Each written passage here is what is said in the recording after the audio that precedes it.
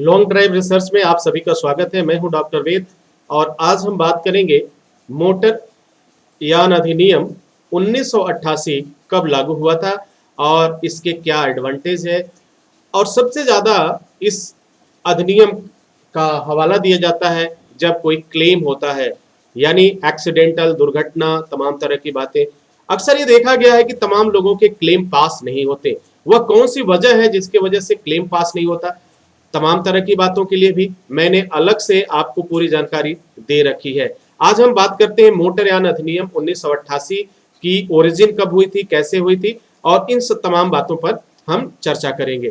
तो long drive research में आप सभी का एक बार फिर स्वागत है। मोटर वाहन अधिनियम की बात की जाए तो इसके बारे में जो हमारे पास जानकारी आती है वह है मोटर वाहन अधिनियम, जिसे हम कहते हैं मोटर व्हीकल एक्ट। भारत की संसद द्वारा पारित एक अधिनियम है जो सड़क परिवहन वाहनों के सभी पहलुओं को नियंत्रित करता है।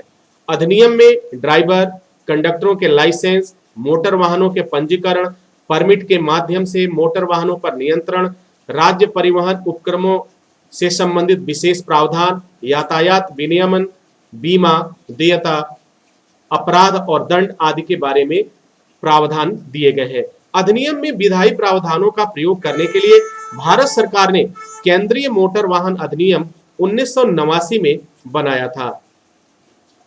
अब बात करते हैं मोटर यान अधिनियम लागू की बात किया जाए 1988 कब लागू हुआ, तो ये देखिए मोटर व्हीकल एक्ट जो है 1988 में तो बना लिया गया था, लेकिन पूर्ण रूप से जो लागू करने की बात आती है तो वहां पे शुरुआत में 1 जुलाई 1989 द्वारा अधिनियमित भारत संसद में मोटर वाहन अधिनियम को लागू किया गया था। यानी उस समय से यह एक्टिव हो गया और अपने स्वरूप में आ गया।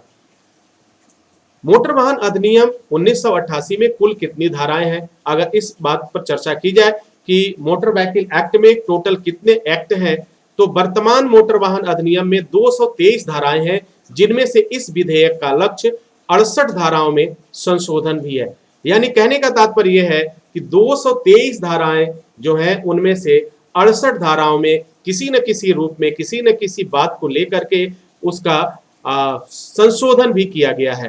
तो आई होप कि आपको ये एक छोटी सी जानकारी जो आपके लिए काफी फायदेमंद होगी।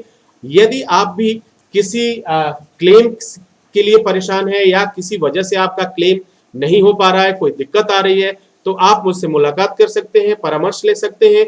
मेरी कोशिश रहेगी कि लगभग 99% मैं आपसे वादा कर सकता हूं कि आपका क्लेम पास हो जाएगा, अगर कोई लीगल बाधा नहीं रही तो। अक्सर देखा जाता है कि क्लेम पास होने की तमाम संभावनाएं थी, लेकिन कुछ न कुछ ऐसा चूक हुआ जिसके वजह से आपको क्लेम नहीं मिल पाता है। ये चूक कहां हुआ, कैसे हुआ, इसके बारे में थोड़ा कह पाना मुश्किल है। लेकिन यदि आप वाहन दुर्घटना बीमा क्लेम या इस तरह से सड़क दुर्घटना से परेशान है, कोई ना कोई केस से परेशान है, चल रहा है, तो आप निश्चित रूप से आप मुझसे सलाह ले सकते हैं, मुझसे परामर्श ले सकते हैं। मेरी कोशिश रहेगी कि आपका क्लेम जरूर पास हो। अब तक जो देखा गया है लगभग 99% लोग जो किसी न किसी रूप से कहीं ना कहीं उनका क्लेम रिजेक्ट होने की स्थिति में था, उनका क्लेम पास हो गया। तो लॉन्ग ड्राइव रिसर्च हर समय आपके साथ है, आपकी मदद के लिए है, आपकी सेवा के लिए है। इसी के साथ आपसे इजाजत चाहेंगे। नेक्स्ट वीडियो में हम पुनः हाजिर होंगे अन्य तमाम जानकारियों के साथ। तब तक के लिए मुझे इजाजत दीजिए। Wish you all the best. Thank you for watching. Thank you for learning.